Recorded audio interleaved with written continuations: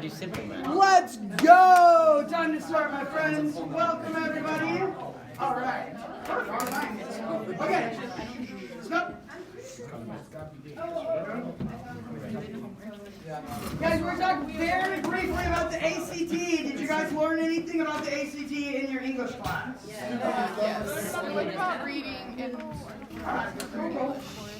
So I'll talk to you about math. I'll talk to you about some general ACT stuff.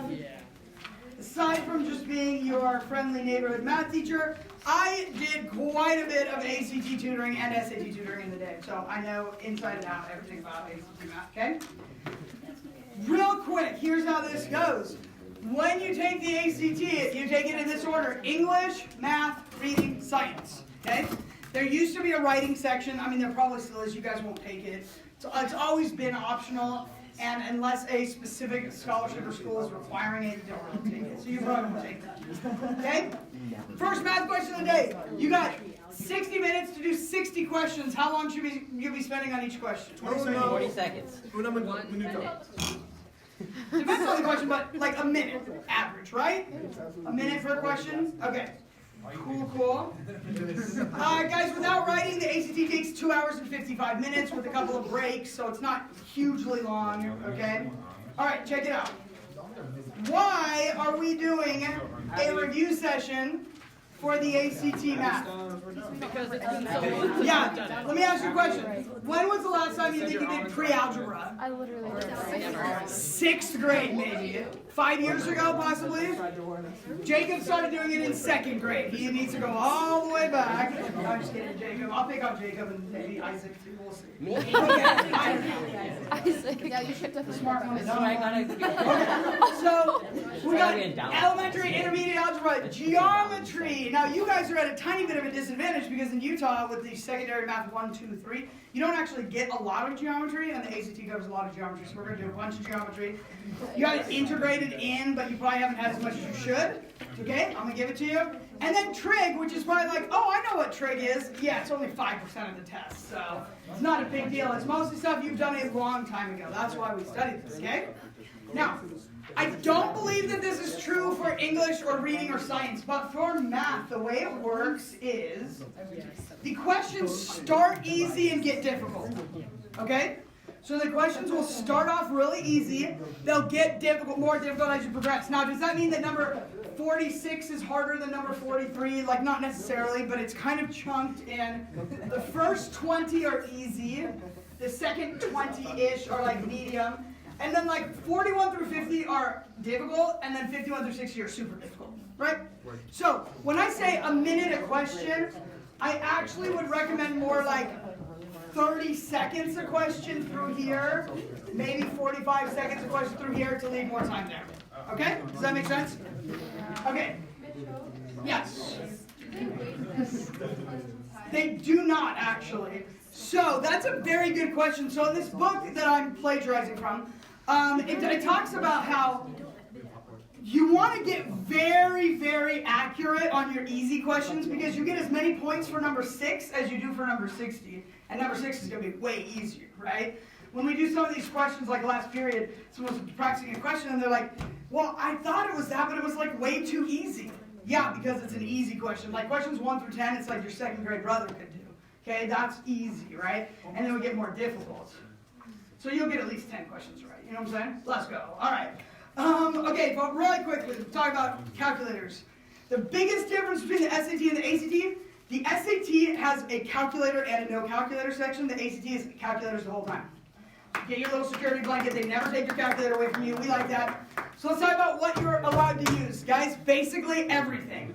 Every calculator that is sitting on your desk right now you can use.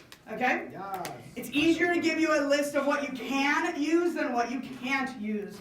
The only one you've possibly ever heard of on this prohibited list is maybe the TI Inspire. Does anybody happen to have a TI Inspire? What's a TI Inspire? What is that? Okay, great. Some calculus teachers prefer that. Some schools ask you to buy an Inspire. I don't like it. It's more programming. But the regular TI Inspire is fine. The TI Inspire that says CAS is not allowed because CAS stands for Computer Algebraic Solver, and it just solves stuff. So don't let you have that one, okay? You probably never even heard of any of these other ones. It's like calculators with a plug or with a keyboard or whatever. That's not a calculator, that's a computer, man. You know? Okay? What do you guys think is the best calculator to use on your ACT? Why do you use a TI-84? Yep, TI-84 Plus, Color Edition, blah, blah, blah. Yes, you will be allowed to use mine. Okay, is that calculator more superior than some of these calculators? Actually, no. You know what the best calculators to use on the ACT? The one you know how to use. That's the best one. So, if you use a TI-84, that's the one you're going to want to use. Do you mind if I borrow this? If you have been using a calculator like this since 6th grade, use this. Do not switch up right now, okay? Use the one you know because you want to be able to go quickly, right? So what I'm going to recommend is decide right now what calculator you're going to use. I will be letting these out the day of the test, but remember there's 450 juniors or something like that. You know what we should do? The Saturday before, we'll hand it out to the kids who chose to come take this class. That's what we'll do. Okay, I'll lend them out to you for the test. I'll lend those out. Or if you have your own, that's fine too. Okay, make sense? There's nothing better about a specific calculator than other. Just use the one you know how to use, and you'll fly through. Okay? Perfect. Here we go. We're going to go fast because I didn't get far enough last period. So we're going to go through this stuff really quickly. Okay, guys? We're going to fly. All right. We're starting with, multiples, factors. You might be like, what the heck, Mitchell? I haven't done this since 5th grade. That's the whole point. That's why we're going to go over it. Okay, a multiple is a number that it goes into, right? So multiples of 4, 8, 12, 16. Those are multiples. Those are multiples, right? And it keeps going forever and ever and ever, off into the infinities. Okay? I want you guys to see if you can come up with really quickly. What's the least common multiple of 8, 10, and 11? Think about that. What's the least common multiple? Now, 1 is a factor, guys, not a multiple. Okay, so look. Multiple. A multiple of 8 is like 8, 16, 24, 32, 40, that. A multiple of 10 is 10, 20, 40, 50. A multiple of 11, I'll talk about that. 11, 22, 33, 44, 55. Well, if I multiply them together, I get 880. You guys think that's the answer? Yeah. It's not. I was going to say it's 440. It's 440. Very good. Now, the reason that they knew that, okay, there's a couple ways, and we'll talk about this, but, if you were to say these go into like factors, like what multiplies to make them, okay, 11's like on its own, right? 10's like 2 times 5. 8's 2 times 4, 2 times 2. Well, the 8 and the 10 have a 2 in common, which means that when I were multiplying it all together, I don't have to do that 2 twice. So I multiply it all together, but if I take one of those 2's out, instead of 880, it becomes 440. Does that idea make sense? And then you went through those. Yeah, here's another way you can do it. Next one that 8 can go to. What's the LCM of 8 and 10? 80. Smaller. The LCM, these are multiple. 40. And then 40 and 11 have nothing in common, so that's 440. Now, what I want you to remember, though, is every question on your ACT is multiple choice. Okay? So let's say I said, what's the least common multiple, and I gave you these choices. Would that be a little bit easier? Yeah, I'd probably start with like the 110, does that divide by everything? It doesn't divide by 8. And then I'd be like, okay, 220, it divides by 11, it divides by 10, that doesn't divide by 8. 440 divides by all of them, so we're good. Okay? So the fact that it's multiple choice, we'll talk about some strategies and stuff with that.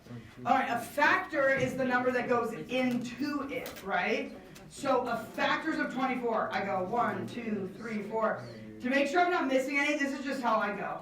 Once I see it, like, okay, 5 doesn't go in, 6 doesn't, I go, okay, 4 times 6, that's 24. 3 times 8, 2 times 12, 1 times 24. And that's how I can make sure I have them all without being like, 11, 12, 13, 14, you know what I mean? Okay, those are all my factors. All right, so let's talk about how do we find a greatest common factor. So think of the factors of 24. Think of the factors of 40. 1, 2, 4, 5, 8, 10, 20, 40. Think of the factors of 72. What is the biggest number that's a factor of all of those? Bigger than 4? 8. 8, yeah. Now if I list 24 and 40, I see 8. Does 8 go into 72 also? Yeah. There you go. Again, you'll have multiple choice answers that'll make it a lot easier. Okay? Alright, cool. Divisibility, just so you know what these words mean, I know you guys know, but divisibility. Okay? It's is divisible means divides evenly, no remainder is 25 divisible by 4. No. What's the remainder when 30 is divided by 7? 2. Yes. Right? 30 divided by 7, 7 goes in 4 times, that's 28, a remainder of 2. Okay? Why do we care? You'll see why in just a second. So, at the end of every little section, I'm going to have 4 questions, 4 or 5 questions you're going to do. If I think they're pretty standard length, we'll do 4 minutes. These are a little easy. I'm going to say 2 minutes, okay? Now, it might be rough to do, like number 4 might be stuff you haven't seen before, but let's just kind of talk about through it, how to, think about it and stuff like that. Okay? Okay. 2 minutes. Ready, set, go. See if you can do those 4 questions real fast.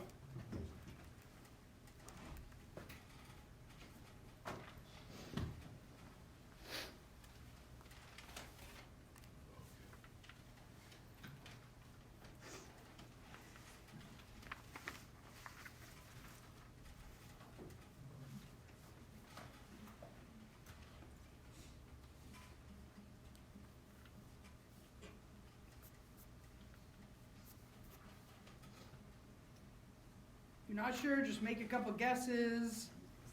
That's 2 minutes right there. Now, let me tell you guys something real quick about guessing. The ACT does not penalize you for wrong answers, okay? So what does that mean if it's all multiple choice? Always fill in a bubble. Yeah, always fill in the bubble. If your proctor is calling out like 2 minutes left and you have a whole column, just fill it in. All right. I would probably statistically, I'd probably just fill in all B's or C's or A's. I don't know, something like that. I wouldn't necessarily like go in a pattern, but obviously it's better if you study enough that you can get through it quickly and have time to look at the question. Because if you can at least read it, you can usually make an educated guess. Okay. But yeah, you never want to leave anything blank on the ACT, so you want to go through and fill in bubbles at the end. All right. Here's what I got. I got D for number 1, H for number 2, E for number 3, and K for number 4. Let's talk about these real quick. Was it pretty easy to get number 1 since it was multiple choice? Yeah, that was like, okay, I could do that on my calculator. I know 90 doesn't divide by 50. 160 does divide by 50, but not 90. So then I went to the next one, 900 divided by everything. Yeah. Yeah, that's a smart way to do it too. That's good. Okay, let's look at number 2. A lot of stuff going on here, guys. First of all, the word largest, the biggest number possible. The word 2-digit. That tells me it's not that. So if you picked 110, it's because you didn't read that it said 2-digit. All right? And largest. Divisible by 11. All of them are. And a multiple of 2. That one's not. And then I just picked the largest of what's left. Okay? But there was like 4 different things I had to read in there, and if you missed one of them, you would have picked a different answer. Okay. I thought this one was really interesting. I'll tell you guys what my strategy was. Did anybody have a strategy of how to figure this out? Did you guys try something? Annabelle, what did you do? I went, okay, 31 would make it so that when we divide by 7, there's 3 left over, but then there's 1 left over when you have 28, or it's, yeah, 31. 1 left over when you divide it by 3, but then if you were to do 17, the same thing, you have 3 left over when you have 7, but then you have... That's exactly the way that I did it, okay? Okay, so let's talk about this. This is a strategy called choose numbers, okay? Because there's not a rule about how this remainder stuff works. There's like not an algebraic rule for it. So I did the same thing that Annabelle did. So I was like, okay, let's take 31 because I know that when 31 is divided by 7, I have a remainder of 3. I picked that number because I did 28 and I added 3 more, okay? So, and then it says, now what's the remainder when that's divided by 3? So I did 31 divided by 3, and what's the remainder of that? 1. So would you just pick 1 and move on? Well, you're choosing numbers, you should probably at least try one more number, right? So what's another number that I could use?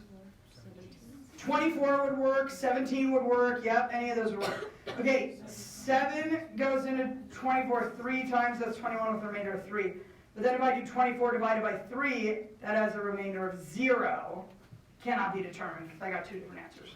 So be careful when you're choosing numbers, at least try to like do a couple and make sure it works. Go ahead. Is this one of the easy ones? No, I would call this one medium for sure. Yeah, that's more medium. And this would definitely be hard, okay? So within each section, it's going to have like 1 or 2 easy, and then a medium, and then a hard. All right? Because I literally just thought it was all easy. I was like, No. And I'll tell you this from now on. I'll try to tell you, yeah, this would have been easy, medium, hard. Okay? I thought it was saying No. 7. That's why they'll take an easy concept, but they'll make it really hard. Okay, you guys, we used to teach something called set notation. We don't really teach it anymore. Let's say you don't know anything about set notation. Do you guys know anything about set notation? You could probably still get the question, okay? So let me show you how. You have a set of numbers m, and they're multiples of 6. So can you guys tell me what would that contain? Not factors of, multiples of. 18, 24, 30, 36, blah, blah, blah. Okay? Then I have another set of numbers n. n is the set of multiples of 3. That's 3, 6, 9, 12, 15, 18, 21, dot, dot, dot. And then I have another set of numbers, which is O, and that's multiples of 2. 2, 4, 6, 8. Ooh, do we appreciate? Thank you for getting up on a Saturday and teaching you guys. Okay. Now look, guys. Okay, so I know what these are.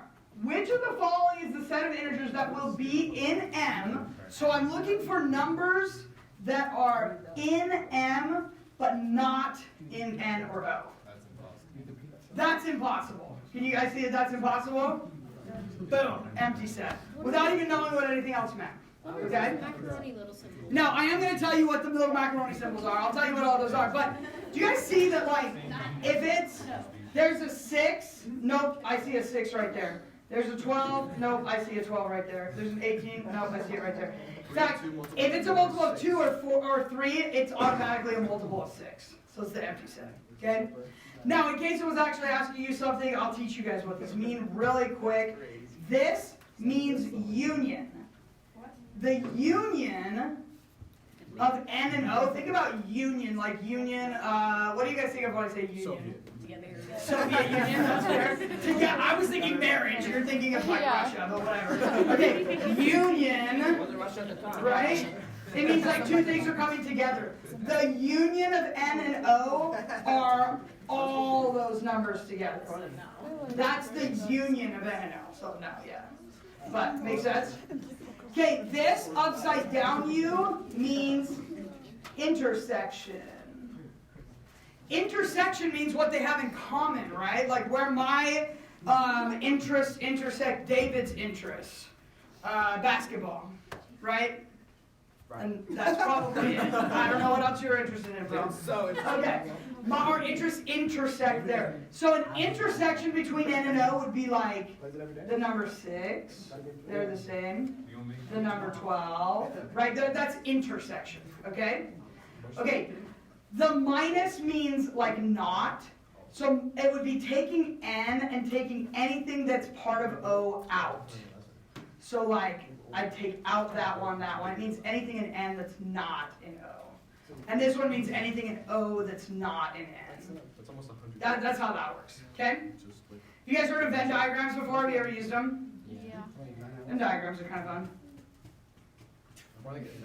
Look at my perfect circles. Okay? So fun. That's because I'm awesome. Okay, that right there is the intersection. You guys understand that? I command the pen. This is the union. All of it together is the union. Make sense? This is like N not O. And then the other side would be O not N. Okay?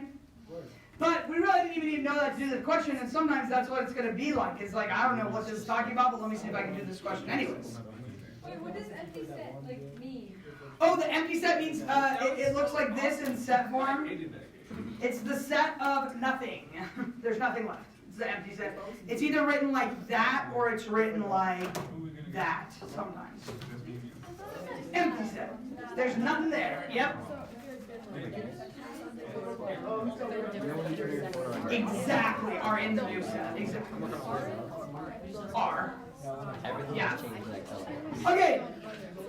Guys, fractions, can we breeze through this real quick? The only thing I'm going to tell you is, whatever calculator you're using, see if you know how to do fractions on them, okay?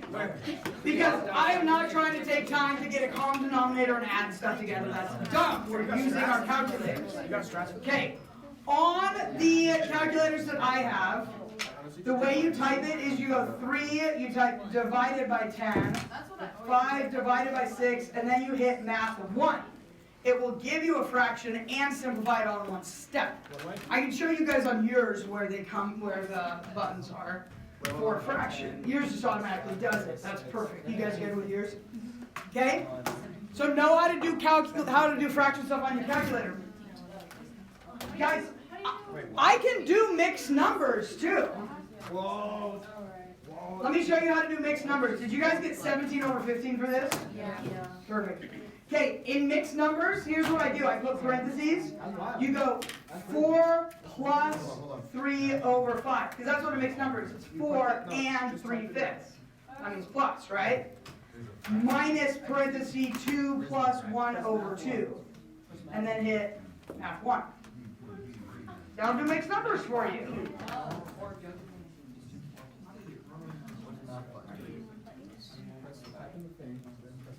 And then if you go math 1, you've got 17 over 15. 66 over 60 is fine. What did you divide by? No, you gotta like divide by 6, so it'll be 11 over 10. Use your calculator. Okay? You guys good with that one? What'd you get? 21 over 10. Now they were mixed numbers. Let's say the answer is in a mixed number. 2 and 1/10. Yeah, there's a way to do that on the calculator. I just know that that's 2 and 1/10. Like it's easy to do this. So I did 1 and 6 over 6. Oh, you did a mixed number. So you did 1 and 1/10.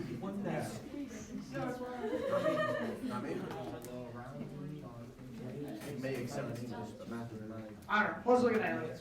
Alright, multiplying. Now you guys look, sometimes I'm not going to grab my calculator. Multiplying, you just go straight across, right? If it's faster for me to just go, oh, that's 2 over 21, then fine. Okay, or use your calculator, it doesn't matter. That's the best. You can also do what's called cross-simplifying or cross-canceling. 7 goes into 14 2 times, 3 goes into 15 5 times, that's 2 over 5. What? Oh my. Let's do that again, ready? So when I multiply, I go straight across, right? But you can do this thing called cross-simplifying. If I look at those two, can that simplify? Yes. 1 and 5. Yeah? Can that simplify? 1 and 2. Hey! Let's go! Now, could you do that on your calculator? Obviously, but sometimes I could actually go faster without it. So I would also say don't get too dependent on your calculator. It will slow you down. And the ACT is a time test, okay? All right, divide those however you want to do it. You can do it by hand. You can do it on your calculator. I don't care. Divide those, see what you get. 3 over 2. Good. That's correct.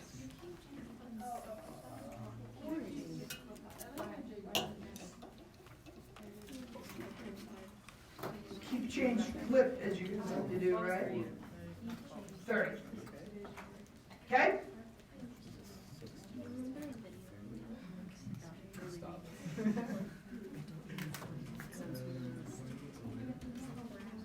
All right. I would use my calculator on every single one of these questions. Okay? You can use your calculator for every single one. I'm going to give you guys 2 minutes. Ready, set, go. I would call this with a calculator easy, medium, medium, probably. Probably. Okay, let's see what you guys got.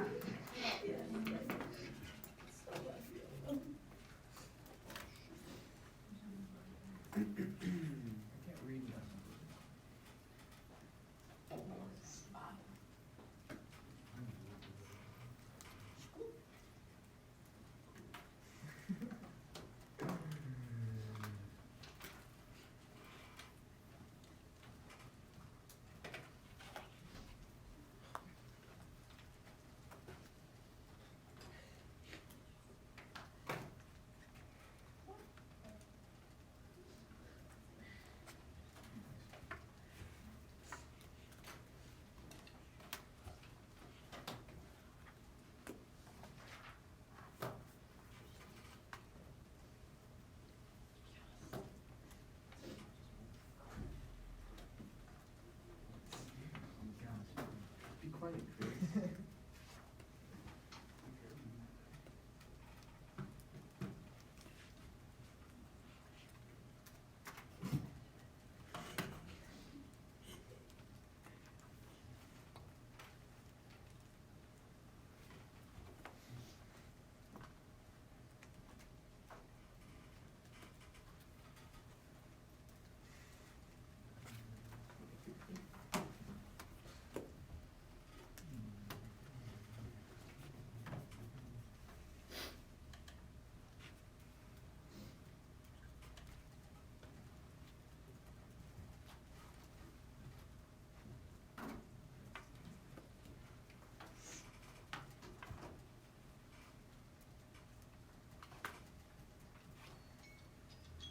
And that's time. All right.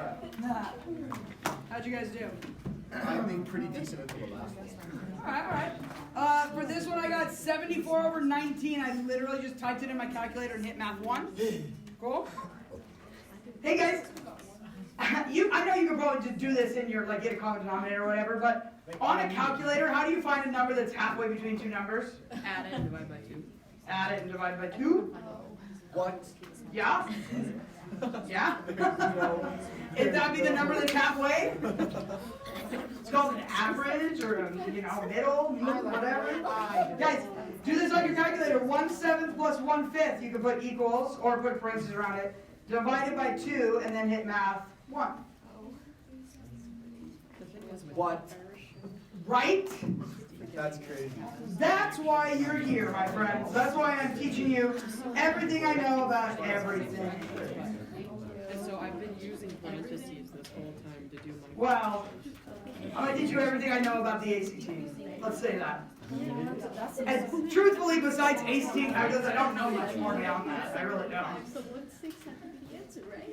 I didn't even know that the Eiffel Tower was in France, and student council the other day. That was embarrassing. All right. I mean, I forgot. Okay. Hey guys, super easy if you do this on your calculator. How did you do this on your calculator? I put everything in and wrote it down. Yeah, I just put them all as a decimal, right?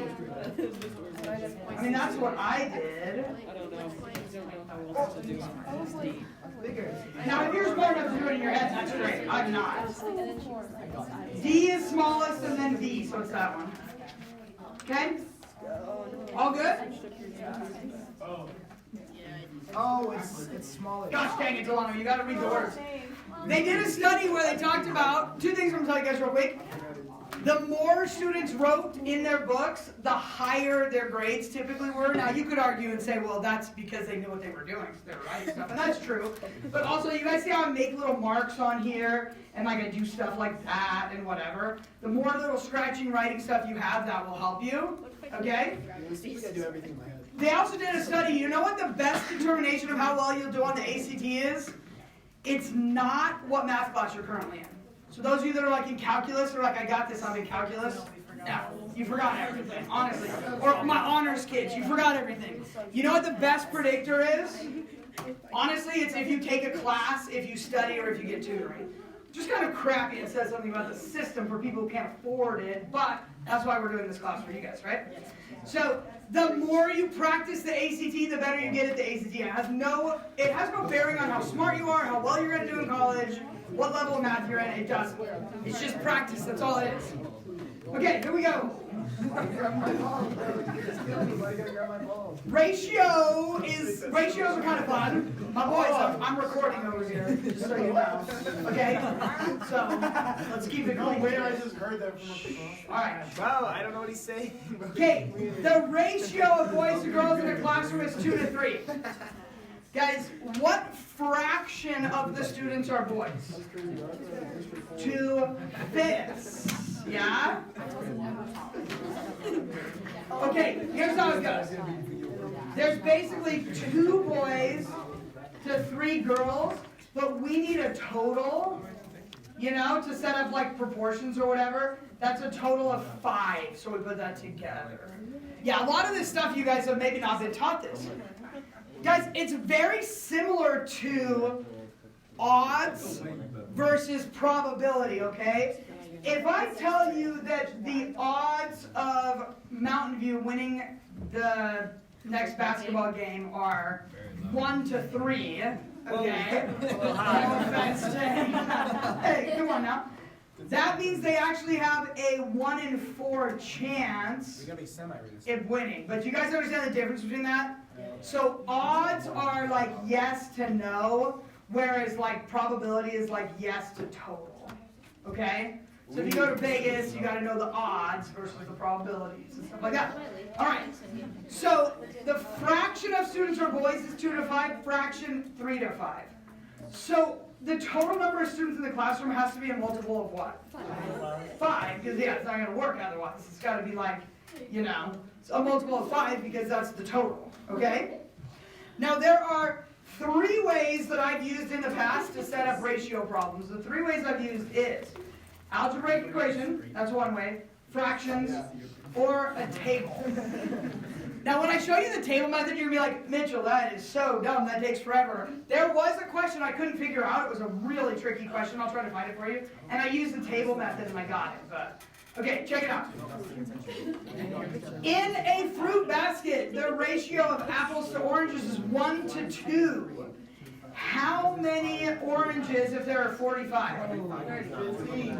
Now, you can do that pretty quick in your head. Yeah, check it out. So, apples to oranges. Okay. As an equation, you could go 1x plus 2x equals 45. So 3x is 45, so x is 15. And then you plug it back in, and so for apples, it would be 1 times 15. For oranges, it would be 2 times 15. Now, I know this is fairly simple, and you guys can do it in your head, but just in general with ratios, you could write an equation. Okay? What did I ask that? Oh, gosh. On like a free. Oh, wait. No free response, only multiple choice. We love it. All right? You guys can do fractions. If the ratio is 1 to 2, apples are 1/3 of it, oranges are 2/3 of it. And that's even easier, I think, because then you just go, well, what's 2/3 of 45? Right? 30. And that's how many oranges there were. Okay? Now, a table, again, I only use this from what I can remember like once, but it kind of shows you how to do it. If my ratio is 1 to 2, there's a total of 3. The way that this works is, let's say you're like, okay, I'm trying to get like 45. Let me use, 5. That would mean there'd be 5, 10, the total would be 15. Oh, that's not close enough. Okay, let me use 10. That would give me 10 and 20, and the total would be 30. Oh, that's not close enough. I gotta get this number up to 45. Right? And again, this is not a great way to do it, but whatever. So I'm like, well, what would I have to pick to make 3 be 45? I'd have to multiply by 15, because that would be 15, 30, 45. You can do it like that.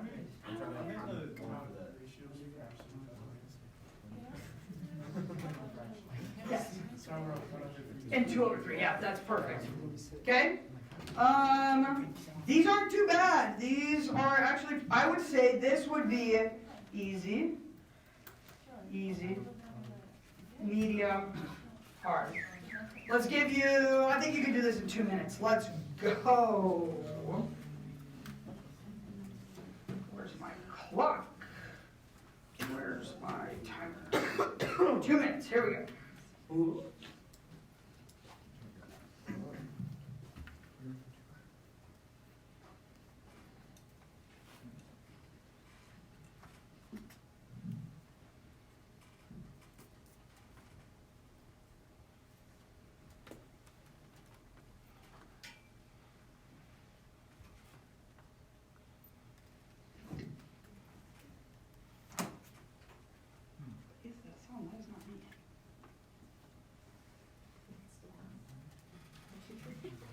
It was like,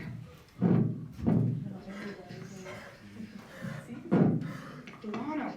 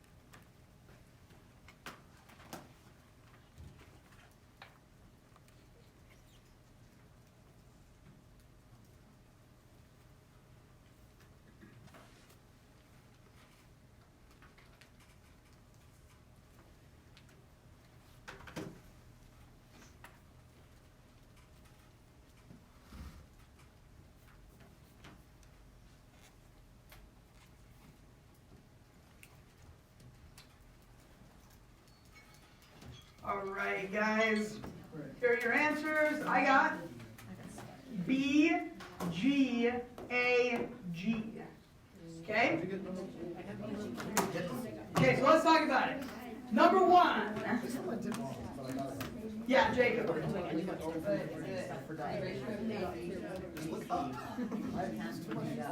Correct. So you just have the ratio of 8. I just did, Sorry, you just have the ratio of 8. 50. Yeah.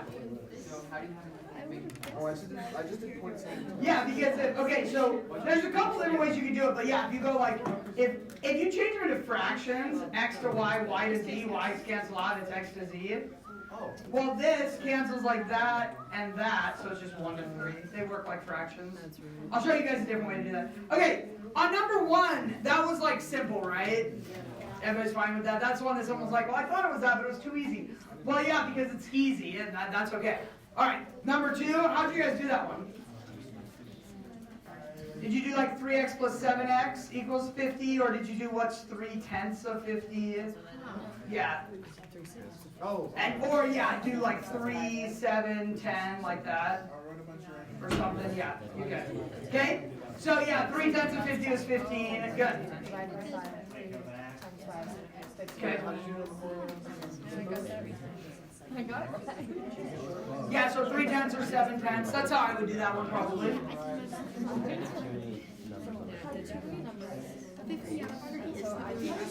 Okay, let's look at the angles of a triangular ratio 7 to 11 to 12. Okay, so that equals 30, right? So the smallest angle is 7 out of 30, right? I kept trying to. Oh. Now, how many, what are the angles of a triangle add up to? 180. There's two ways I can think of. You could do this times 180, and that'll give it to you.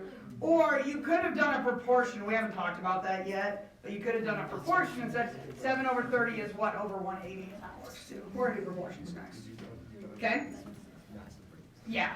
So 30 goes into 180, 6 times 6 times 7 is 42. And then here's how I did this. Even though ratios do work like fractions, and I'll show you, this is how I did this first. I said, okay, well, if x to y and y to z, and I said, okay, if x to y is 2 to 9 and y to z is 3 to 2, and I want to jump there to there, well, I can only do that if I get this number to be the same, right? And ratios work that you can multiply by something and they're still in the same ratio, you know? So what would you multiply the 3 to 2 by? 3. And make that 9 to 6, right? And you guys see how now that those 9s are like the same? So then it just becomes 2 to 6, which is 1 to 3. So that's how I thought of it. Now ratios do work like fractions, so you actually can go 2, 9 times 3, 2, and these will cancel out, and then that'll cancel out. So you can do it that way as well. Okay, but that's difficult. Like I would say, hey, are ratios easy? Heck yeah, ratios are easy. That's a difficult problem. So we can either take easy concepts and make the problems a little more difficult. There's no. Okay? One was B. Okay? Yeah. No? Wait, are we doing this whole package today? I'm going to get through as much as I can. Okay. It's supposed to be a week 1 packet. We probably won't get through all of it. So I'm going to get through whatever I can before 12:15. Okay? Is this every Saturday? Is this every Saturday? Or Except for the 18th, yes. okay. Because it's a 4-day weekend. Yes. So I figured let's go out of town or do something fun. I'm a grinder though. I'm a grinder. Not that I'm going anywhere. What's that? You do your own ACT prep. Yeah. President's Day, February 18th. Okay, proportions we cross multiply. Again, guys, I want you to do this in your calculator in one step. Okay? See, the long way to do this is like, okay, 1 times n equals 2 times 4. Divide by 1, n is 8. We're not going to do that. I want you to do it in one step on your calculator. The way you do this in one step is you go, multiply the numbers across from each other, divide that. That's it. That's how you do proportions, okay? Do it all in one line. So I'm not only teaching you guys how to do this, but I got to teach you how to do it fast, right? Because the ACD is time, so you got to make fast, fast, fast. Divide that. Okay? So I'm going to go 6 times 10. Divide 15. 4. Easy, right? Multiply that, divide that. Okay?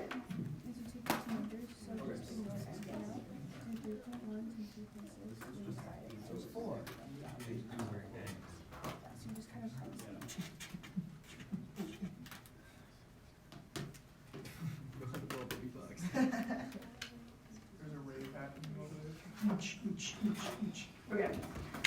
You guys get this one? 3.1 times 3.6 divided by 1.2. It's always a rave in Mitchell's classroom. Come on. It's like a party. Alright? Alright, we're going to talk about proportions real quick, you guys. When you are setting up proportions, the way you know, like the only way to mess up a proportion is to not put things in the right place. Really easy way to know where you put them.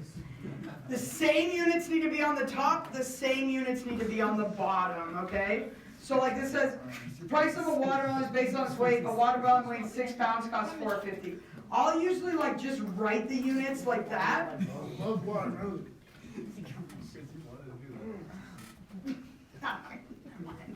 Okay, I do too, Delano.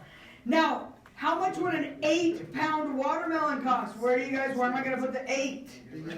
There, and then X, and then I'm doing this on my calculator. Multiply that, divide that. All in one step.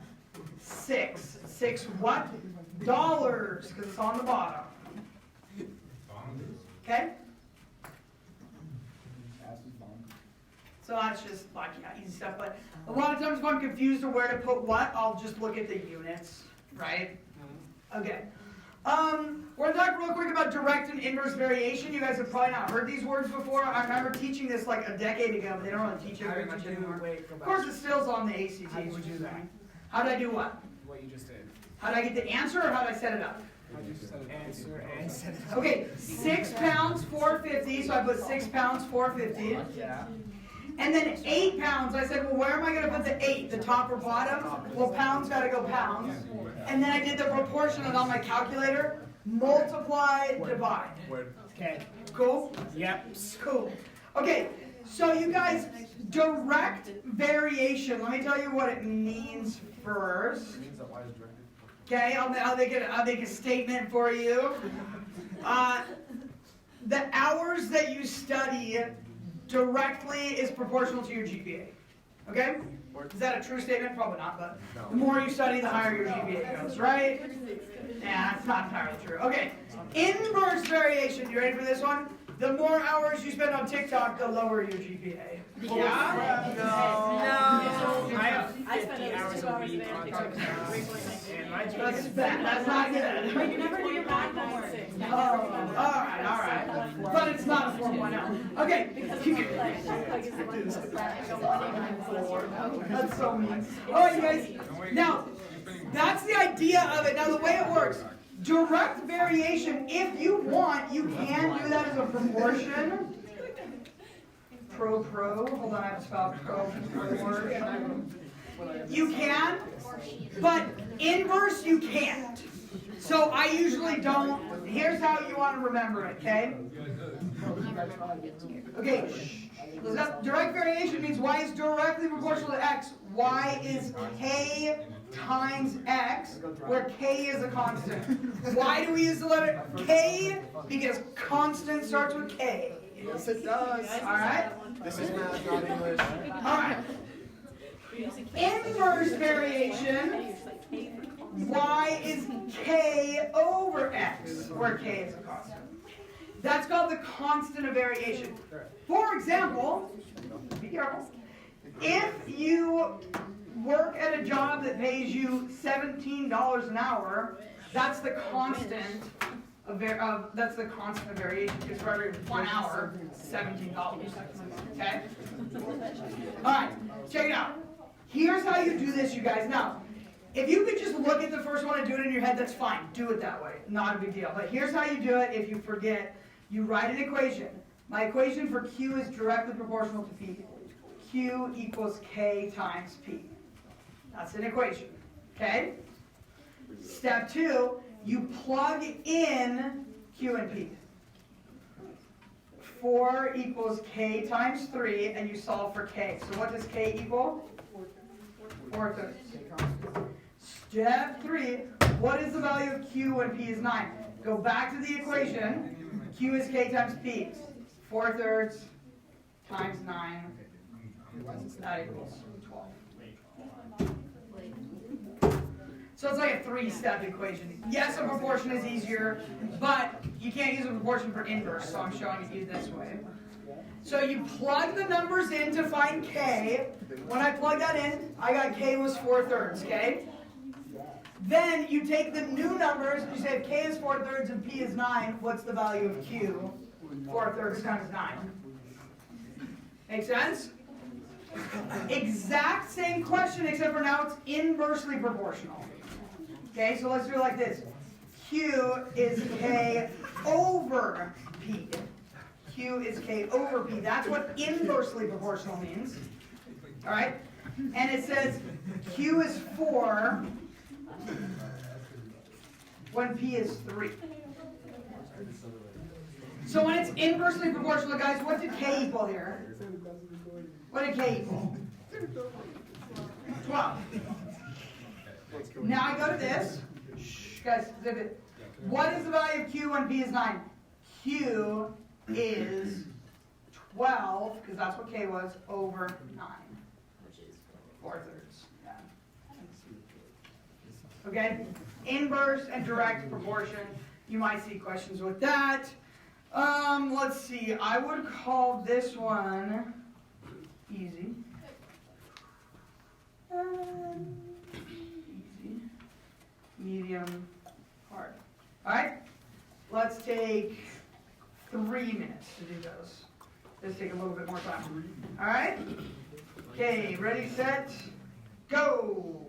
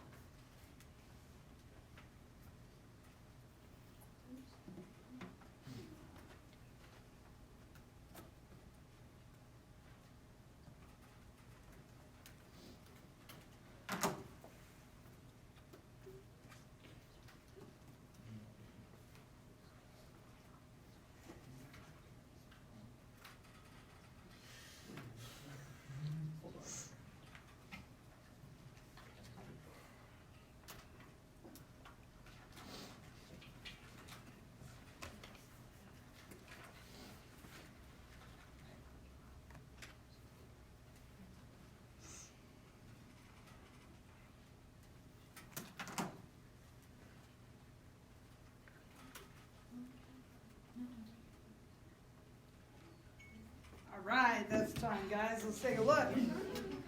How are you guys feeling about the time? It's going way too fast? Okay? So that we gotta like work on that a little bit. That's okay. Honestly, what I usually do if I'm working with a small group or with like a private, tutor or something like that, what I'll usually do is in the beginning we don't even really time stuff, like your homeworks or your practice tests, you just do it. Once you get toward the end, we're going to start timing things and working more on getting faster. Okay. You guys, for number 1, I got 30. Did you guys get that? Yes. Okay, good. You did a 40-foot football, student standing 8-foot. Building has a shadow of that. I put like building and then 6 or however you did it. You get the right thing.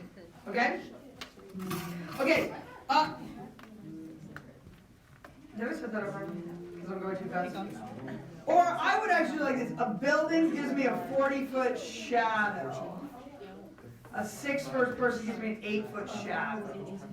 Because shadow and shadow have to go next to each other. That one's confusing because it's all feet. So whenever I put the shadow, I put the shadow. That's why I did that. Okay? Okay. On the map, the length 3 stretches of walking paths are 5, 8, and 11. So 5, 8, 11.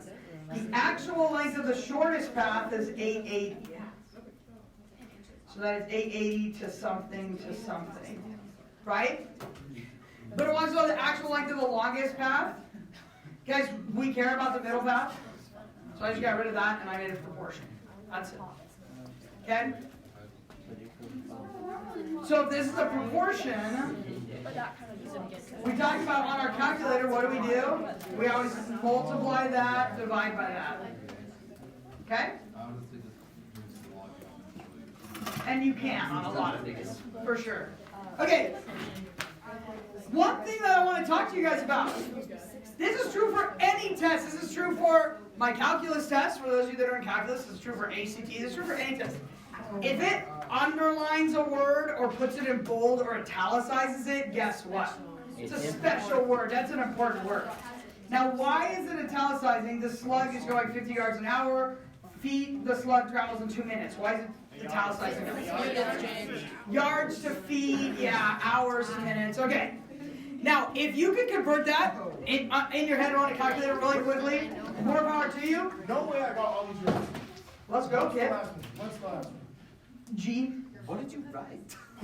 No way you got all these right, but at least you got 3 of them right. Okay, you guys, let me teach you how I convert units, because sometimes it's trickier than other times, okay? Again, if you can do it in your head, great. Here's how I do it.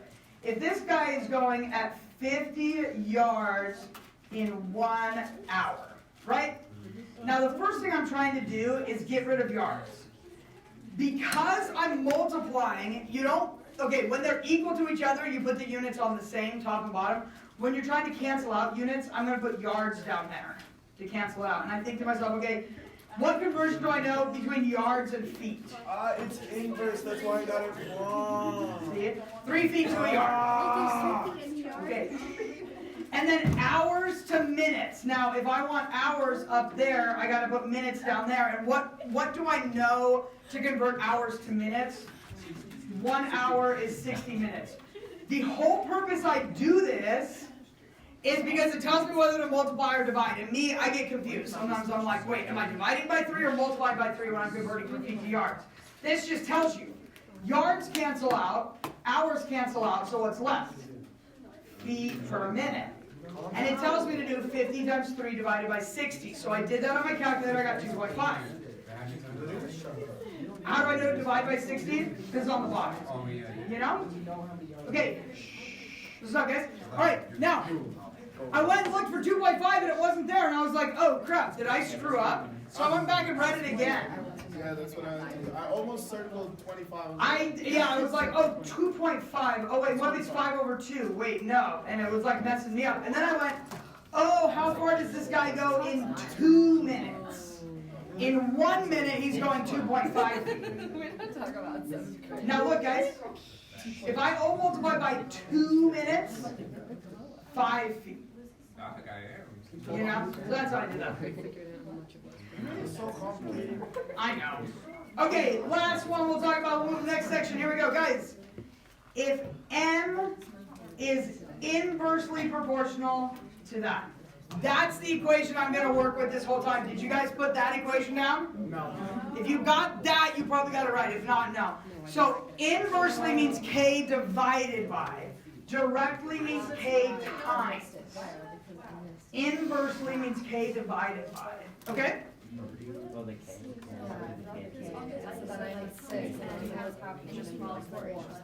Picture of the page? Because I know she's. Yes, if you can watch it through it, yes. It does, it's not my best way of doing it, but. Yeah, so if m is 2, n is 4, I put that in, so 2 is k divided by 2, so I got k is 4. So my new equation is 4 over n over 2. What is the value of m when n is 12? 4 over 12 over 2. So that's 4 over 6, which is 2/3. Now, if you did it a different way and you logicked your way through it, amazing, good job. All right, this is just if you like don't know where to start, how do you feel about that? I know. Okay, good. Yeah, so M, that's what you put first. Is means equal. Inversely proportional means K divided by N over 2. So you just turn it into an equation, okay? I know, we just got a little bit longer to go, though. We got another 30 minutes, but it'll go so fast. All right. Oh my god. Yeah. Digits and place value. I mean, hopefully you know what these are called. Right? Going to the left of the decimal, we have the ones, the tens, hundreds, thousands. On the other side, remember, we don't have ones. It just goes to tenths, hundreds, thousands.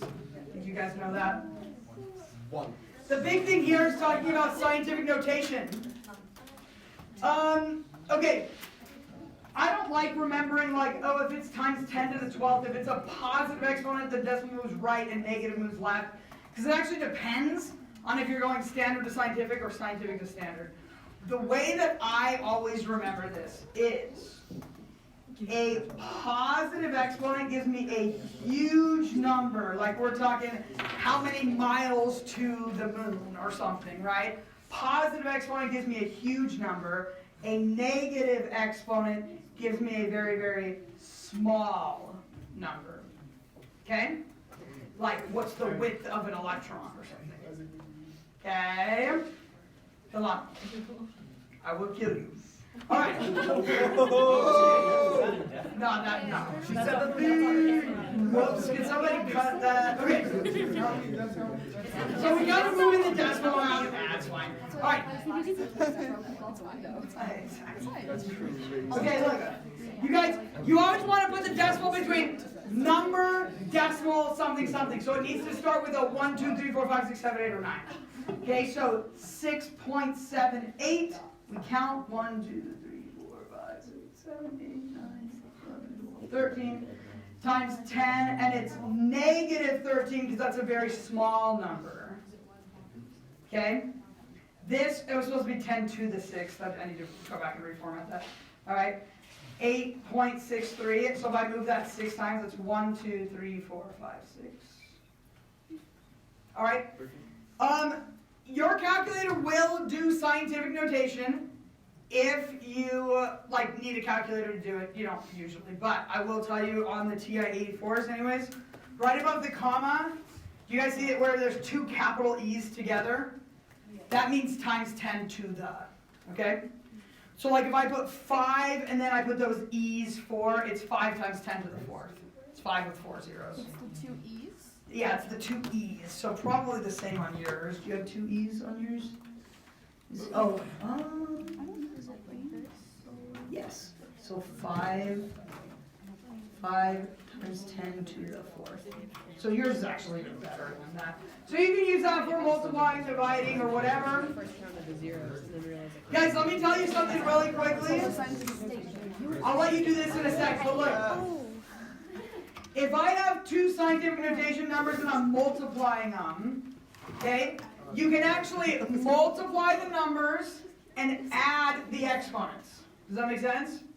Multiply the numbers, add the exponents. If I have 2 scientific notation numbers that I'm dividing, what would I do? Divide the numbers and subtract the exponents. Now you can do it on your calculator or you can do those by hand, okay? Okay, so, yeah, go ahead and do that. Go ahead and do these 4 questions. Let's see. That's easy. I actually feel like that's hard. Medium. That's what I think, but... Okay, let me give you 3 minutes.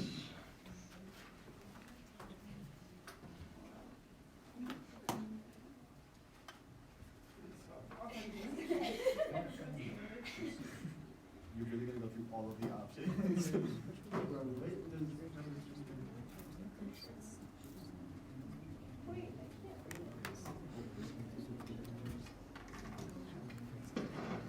you're not sure, guess and skip this.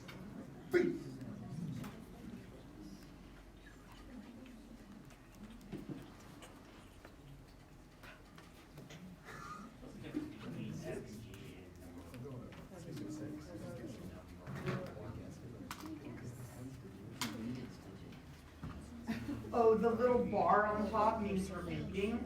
So this is 0.2 and that's 0.2222222. Oh, I forgot to set my timer. What does what mean? If I were to list out the numbers on the board from 1 to 50, what percent of them would have a ones digit that's 3 times the tens digit?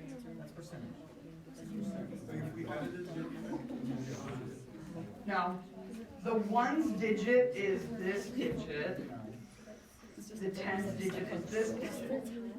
So it would say that would have a ones digit that's 3 times the tens digit. How many 2-digit numbers are you?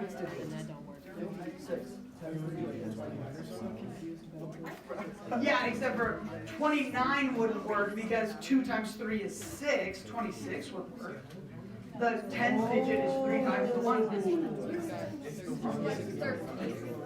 Yeah, 13 is 1. Okay, I will. Give me 1 second.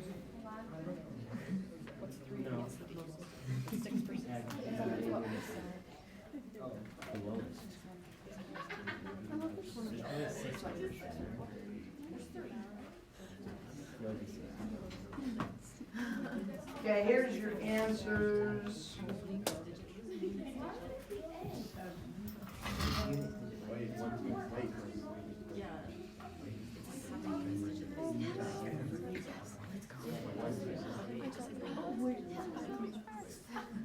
Okay, C, G, B, J are your answers. Marty, did you go for them? What? No, I didn't get number 2.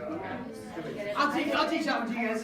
That's why I thought that was hard. But you know, if you're consistently getting the easy and mediums correct, that's really good. Then we just kind of have to focus on the harder questions. All right, check this out. You said multiply them? Which of the following numbers is greatest in value? Obviously, 10 to the 9th pushes it out the most, so we're good. Okay, you guys think about this. Let's say I'm listing all the numbers from 1 to 50. Picture them all in your head, right? Picture all the numbers from 1 to 50. It wants, oh, by the way, what does the word inclusive mean? Including 1. Including 1 and 50. Okay, inclusive. If it says exclusive, it means not including inclusive. All right? A units digit, a ones digit that is 3 times the tens digit. Okay? Can you guys give me an example of something that would have that? 26. 13, 26, yeah. 39. Yeah. That is Okay. divisible by Now, 13. is there a number, if the tens digit is 0, the units digit would have to be 0, and that's not in my set, so no. Okay, it's saying take a tens digit, multiply it by 3, and that gives you the ones digit. Okay? Now, is the number 0, 0 between 1 and 50? Okay, let me show you the next example. That one's not. Oh, and they have to see the Okay, look. You really can't control this. So, either if my tens digit is a 1, what would the units digit be? That is so lame. I know, that is how they do ACT questions. Seriously, it's like nothing you've ever seen before. You just have to think, right? 13, is that in my number system? Yeah. What if my tens is a 2? What would that be? 6, that counts. What if my tens digit is a 3? What would that be? 9. What if my tens digit is a 4? What would that be? Is that a number between 1 and 50? No. So how many numbers fit that pattern? 3. 3.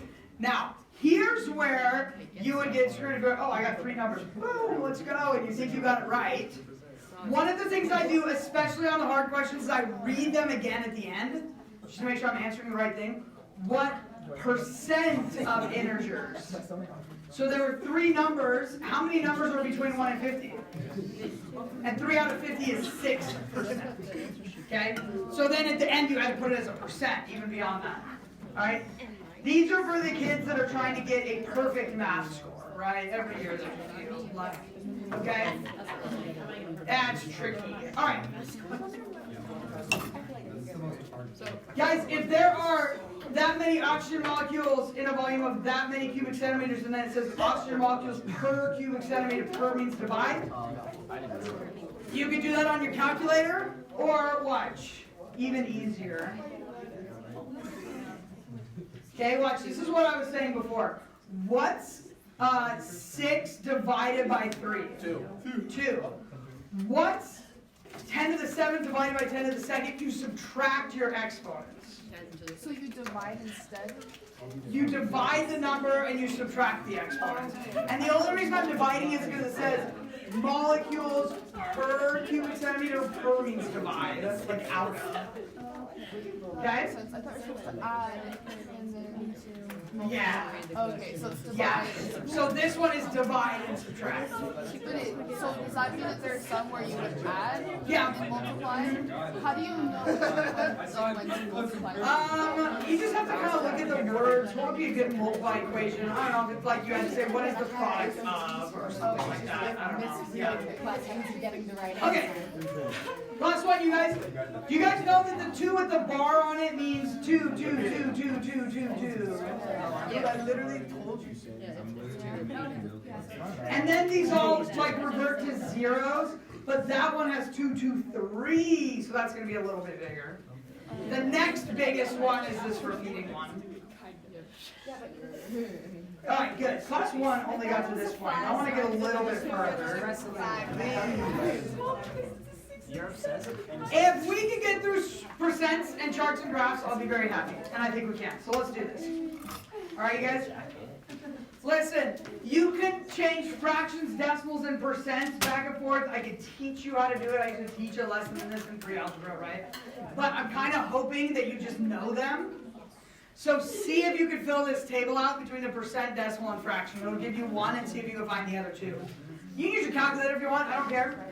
And see if you guys can convert those over. Okay?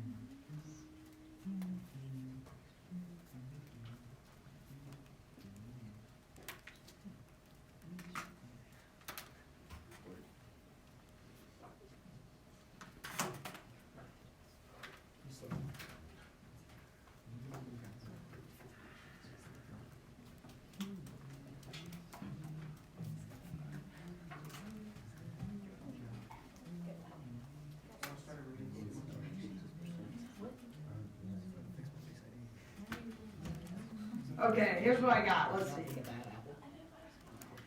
10% as a decimal is 0.1, as a fraction is 1/10.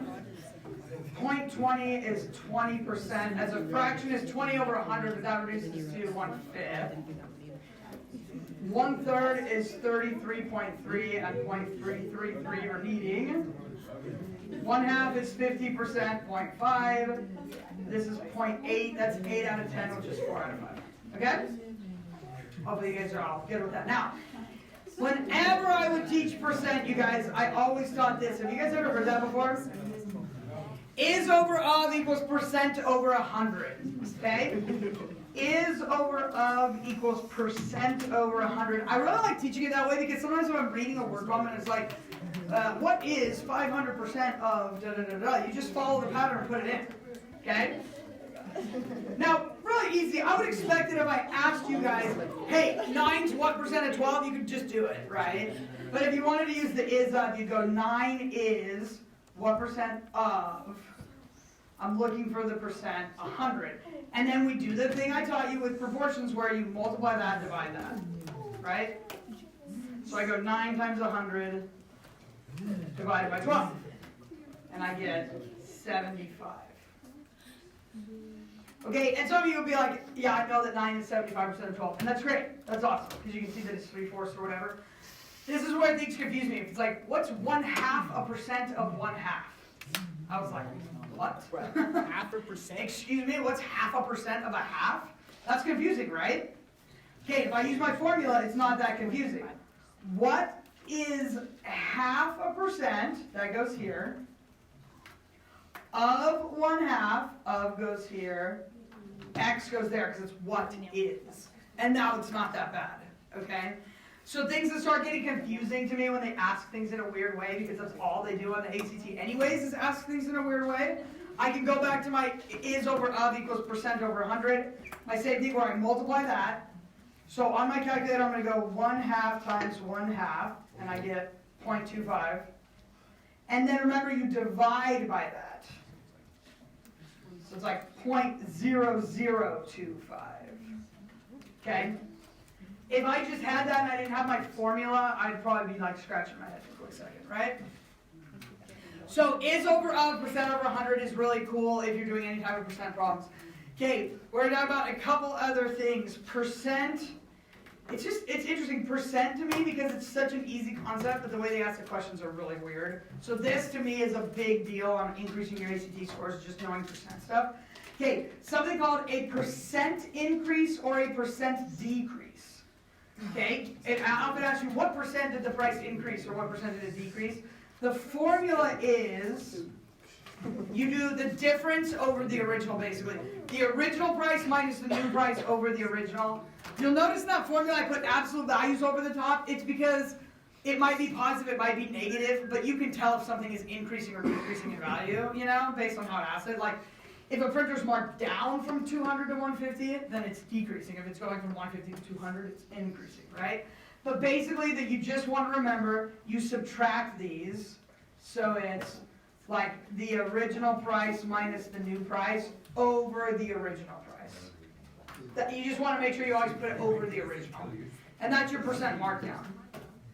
So 50 over 200, and so it's like 0.25 or 25%. Okay? Original minus new over original. The other thing that shows up a lot is something called multiple percent changes. And just personally, I think these are like kind of fascinating. Make a couple percent changes over time, right? You always want to attack one change at a time. You can't add or subtract the percentages. So here's how this works. During winter, an elk that weighed 500 pounds lost weight over a period of 2 months. First month they lost 10%, next month they lost 20%. Or next month he lost 10%. So sorry, 10%, 10%. Do you guys think that means that the elk lost 20%? No. But that's what you kind of would think at first, but it's not like that, right? He lost 10%, then he lost 10 more percent. Does not mean he lost 20%, because it works like this. He started at 500. If he lost 10% of the body weight, and by the way I always do percent, 1 minus 0.10, because he's losing 0.10, right? So 500, 1 minus 0.10 gives me 450. Now he's weighing 450 and he's losing another 10%. So 450 times 1 minus 0.10. 405. Because it's 10% of this weight, not 10% of that weight. Okay? So multiple percent changes.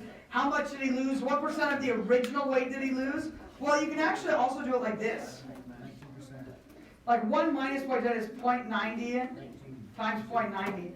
Let's say I didn't even put that 500 there. On your calculator, you guys want to do what's 0.90 times 0.90? Yeah. 81. Yeah. 0.81. He lost 81% of his weight. 10 and 10 means, or he has still 81, meaning he lost 19. But you guys know that. 19% loss. It's not 20, it's 19%. It says if a percentage question doesn't give you a number, you can choose, and you might as well choose 100. But I don't even do it that way because it's even easier, you guys. Okay? The population of Smithville increased by 20%, and then it increased by 30%. By what percent did it increase? So some people will be like, I got this 50%, man. That's not how it works, right? Now, if I'm increasing by 30%, that's 1.30. Because I'm increasing it, right? If I'm increasing it by 20%, I guess I should have done that first, it doesn't really matter, but that's 1.20. Okay? Even if I don't know what the population was at the beginning, it actually doesn't matter. Can you guys multiply those numbers on your calculator real quick? What's 1.20 times 1.30? 1.56. So what percent did it increase by? 56%. So that's a very, very fast way to do percents. So, this was kind of funny. This happened to me a couple of years ago. The kids were taking this state test in California. This kid was taking his test, and like, you know how people talk to me when they're supposed to be taking tests. Come on, guys, take a test. Mitchell, this question's so stupid. It's like, this guy is working for a company, and he got a 10% raise. But then his company hit hard times, so they're like, you know what, we're going to cut you by 10%. And it's like, so how much does Joe make now? And the kid was like, that's so dumb, Mitchell. If you gave me 10%, they give off 10%. It's just the same. And I was like, oh. But I couldn't say anything because he was on a standardized test. You know, and I was like, yeah, that's rough, man. Okay, check it out. If he got a 10% raise, we're going to call that 1.10, right? Then if they cut his salary after that by 10%, what are we going to call that? 0.9. Yeah, so 1 minus 0.10 or 0.9, right? Can you guys multiply that times that on your calculator?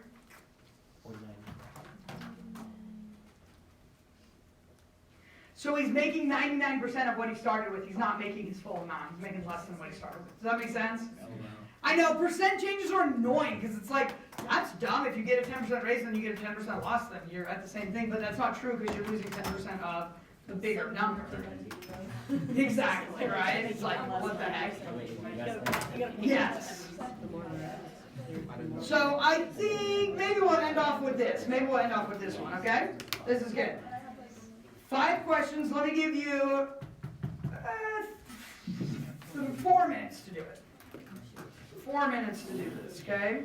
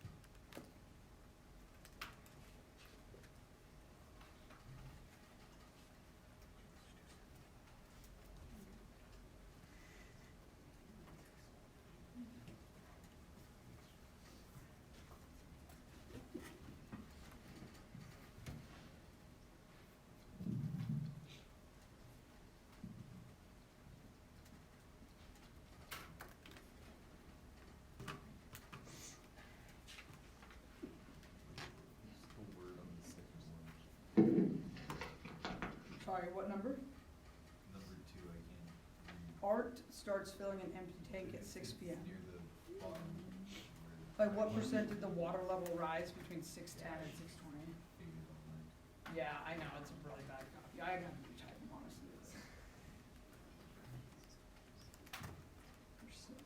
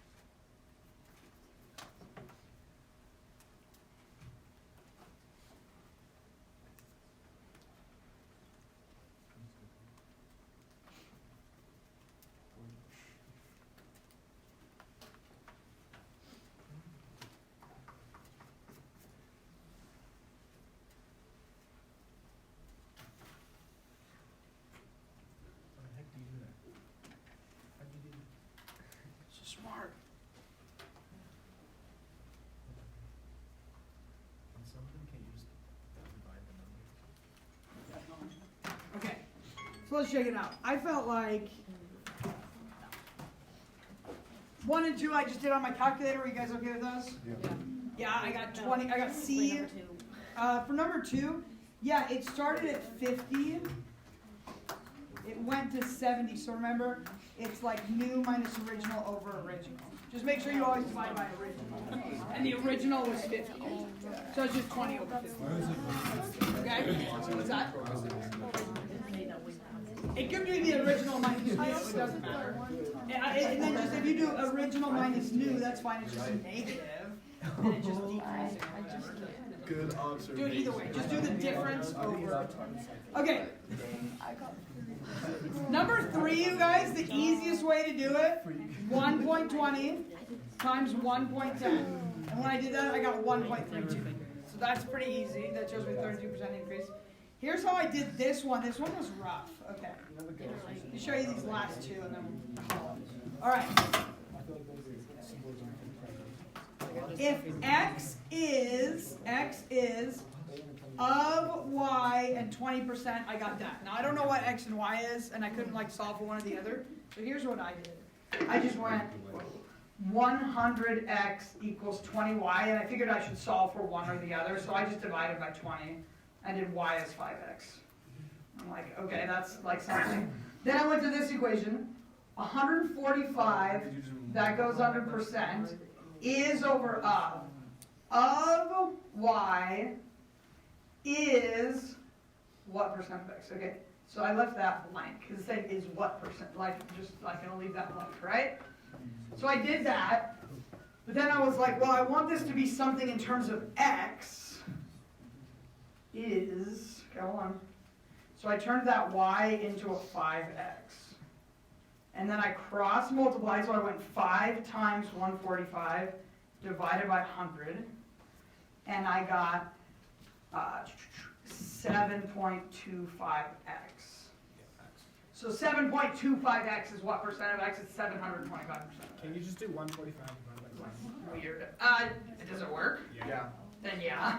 My head was just not working that way. Okay? That's just what I did.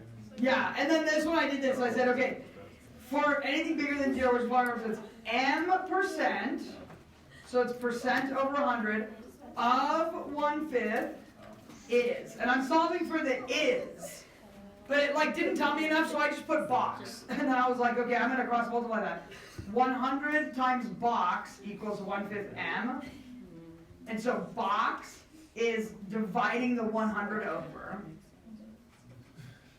And so that just gives me like 1 over 500. And that's what I got for box or whatever. Okay? So you see how it takes an easy idea and it makes it ACT style, which means difficult. Oh, gosh dang it, I marked the wrong one. Thank you. I'm so sorry. Yeah, you got it right. If it's B, you got it right. I did get it right. That's my bad, everybody. I'm sorry. That's M over 500. And that's what happens. Sometimes you just can't get them all right, even if you know what you're doing, because they mess with you. Okay? Now, like this homework I gave you, it was like, what homework? Hey, do it, don't do it. I don't care. It's all. How do you do better on the ACT? By practicing ACT problems. Now, we only got up through percents, so really, you're kind of only going to be able to get up through like the first 30 of these. Actually not even. Probably up to like 23. But that's alright. We're going to do more next week, and that's fine. And you can go through and do more if you want. Okay, we'll finish this packet next week. We're going to go over, I'll put the answers next week. We'll talk about it. You can if you would like, yes. Okay? Hey, great times today, friends. Good job, everybody. Go enjoy the rest of your Saturday. We are meeting next Saturday, even though it's preference. Tell your day dates. It can't start until 12:30. Just tell them. I mean, I'll record it, but I would just not say it. Thank you. Oh, right.